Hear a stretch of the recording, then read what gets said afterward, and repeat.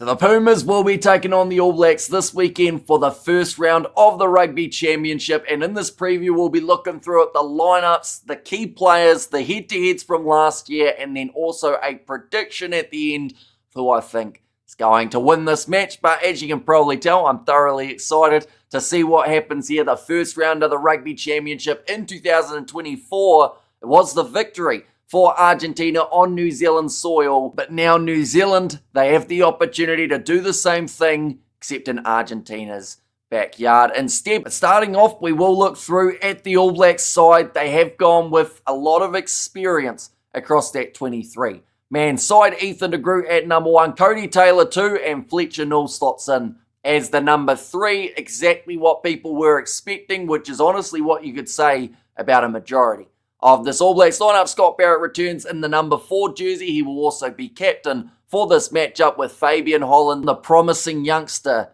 He is there as the number 5 in the loose forward trio due to the injury of Wallace Satiti. There was always going to be maybe something different in this department, but Tupovai, he returns from his head knock. He will be number 6. Duplessis Karefi once again gets the start at 7, just like the third test match up against France. And Ardie Savea, the vice captain, he slots in as a number 8. I've seen quite a few people annoyed with that decision from Scott Robertson, seeing as Savea was starting to get some 7 minutes throughout this season. But for now, until Satiti comes back, I do think we will see Ardie Savea as more of a number 8. In the back line, it will be Cortez Ratama as the starting 9 with Beauden Barrett at 10. No Cam Roigard for this game due to his foot injury. He will still be out for a few more weeks at least. And Beauden Barrett, he has recovered from his hand fracture, which left him out of the third test. Up against the French, Rico Ioane will be starting out on the left wing. He also didn't play in test match number 3 against France. That was due to a tight hamstring.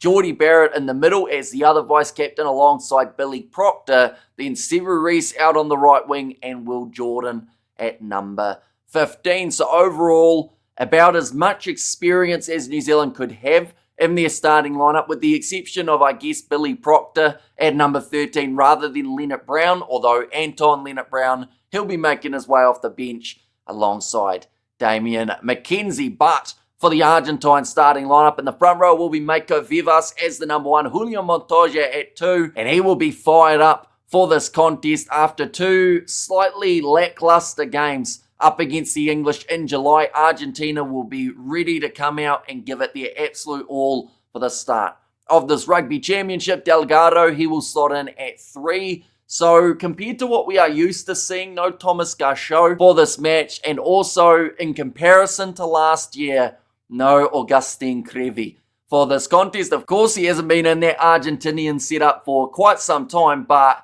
just felt like I should mention him, seeing as he was the man who scored that last try that helped Argentina get the victory. Franco Molina alongside Pedro Rubiolo in the locking duo with Pablo Matera at 6, Marcos Crema number 7, and then Joaquin Oviedo slots in as the number 8. So Juan Matan Gonzalez, he will be making his way off the bench rather than starting. That seems to be one that some people weren't too happy about when the side was announced. Some feeling Juan Matan Gonzalez has done enough to be starting in this match. Garcia will be the starting 9 alongside Thomas Albanoz. So dangerous 19 combination, something a little bit different to what we saw last year in the Rugby Championship. But Albanoz has showed off his class all throughout the last couple seasons. They've got Santiago Carreras to make his way off of the bench. So some pretty solid 10 options for Los Pumas. Santiago Chocabarez in the number 12 jersey alongside Lucio Cinti at 13. Batista Delgui out on the left wing. Rodrigo Isgro at number 14. And then Juan Cruz Malia at number 15. Now, of that backline, the main complaints I've heard is that there's no Mateo Carreras, and him not being across this 23-man side, I will honestly say, is actually quite good for New Zealand because he is an outstanding player. Of course, Delgui and Isgro will go pretty nicely on the wings, but Mateo Carreras, he showed last year in the Rugby Championship, he can cut a defence wide open, so quite beneficial for the Kiwis that he isn't featuring in this side. But of the starting lineups in terms of key players, first of all for New Zealand, I do think that their lineouts will be crucial in this game. So Cody Taylor, He's been stepping up throughout this season already. Last year was one of the best hookers, if not the best, across world rugby. So if he is able to control that line out, because also going head-to-head with Julian Montoya, an experienced player for the Argentines, any sort of little mistake New Zealand make at line out, I believe the Argentines can capitalise on. So they will have to be strong. Last season, up against the Argentines, in the first test match, they had 88% line-out accuracy, that being the All Blacks, and then in the second match, 94%. So it hasn't been going too badly up against the Argentines, but they just can't afford to let it slip. And this contest, also a key for them throughout this game, the All Blacks, I think it is Tupavai in their number 6 jersey, not just because of those lineouts, but because of how he's been going in open play. We've seen some brilliant runs from the big man at number 6. He seems to be fitting into that blindside role extremely well. Now partnering with Duplessis Karefi and Artie Savia, that's something we haven't seen for the All Blacks as of yet. Of course, he didn't get to play in that third test match up against the French, so Sama Penny-Finau did have that 6th jersey, but I do think all three of them will have a very important role to play in this contest. This is a strong Argentinian team, so New Zealand will have to bring their A game throughout the 80 minutes. And then the next key, if you can call him that, is Will Jordan. He is always going to be a feature of this All Blacks lineup, whether he is at fullback or whether he's on the wing. He seems like a guaranteed try scorer in a majority of the games that he plays in, and I don't see this contest up against Los Pumas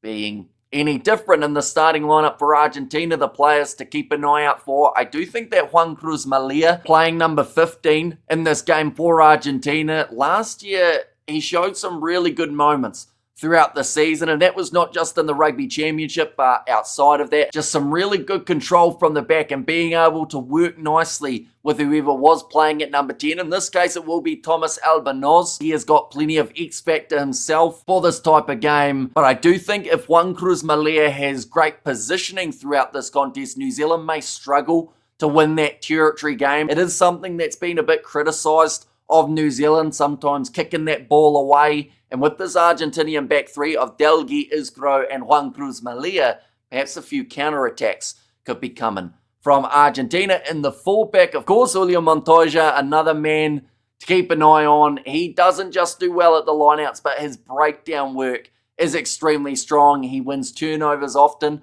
for the Argentines, and they normally come at crucial times in a fixture. The only way for Argentina to not lose this game is if they can control it, because the second test match up against New Zealand last year, they had none. 42 points to 10. New Zealand led from the start and just kept on going throughout that matchup, whereas in this game, if Argentina get off to a quick start, or at least stay even with New Zealand for a longer period of time, that does, I think, help them drastically as the match does. We were on that first match where they were able to get the victory over New Zealand last year. They had about 90% possession throughout the last 10 minutes. So they have plenty left in the gas tank. So if they can stay in this match for a long period of time, they've always got that next gear for the final moments of the game. And the last man to watch out for, see, I want to go Pablo Matera, but then I've just realised that's literally the same jerseys for both sides.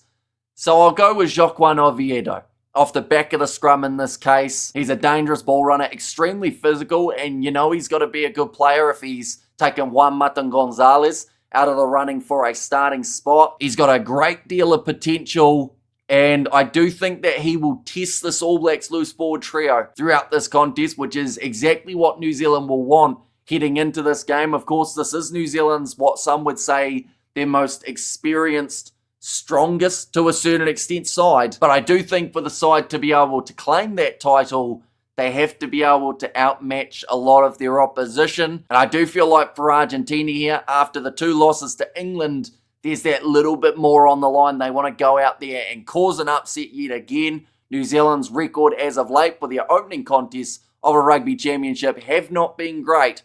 So if there's ever a time to do it for Argentina, it would be this weekend in Buenos Aires. But nonetheless, we're up to that stage of a prediction for this contest. When you look through at last year's scorelines, an 8-point difference in the first game to Argentina, a 32-point difference in favour of New Zealand for the second, that doesn't tell us anything. I don't think, for this year. I guess the one thing that it tells us is this game either has potential of being very close or a bit one-sided. And I will say, if either of these two sides were to run away with this contest, it would be New Zealand. I don't see Argentina, if they are victorious, getting a win of any more than 10 points. So if it's one-sided, I think the All Blacks will take it, but I hope it's a little bit closer.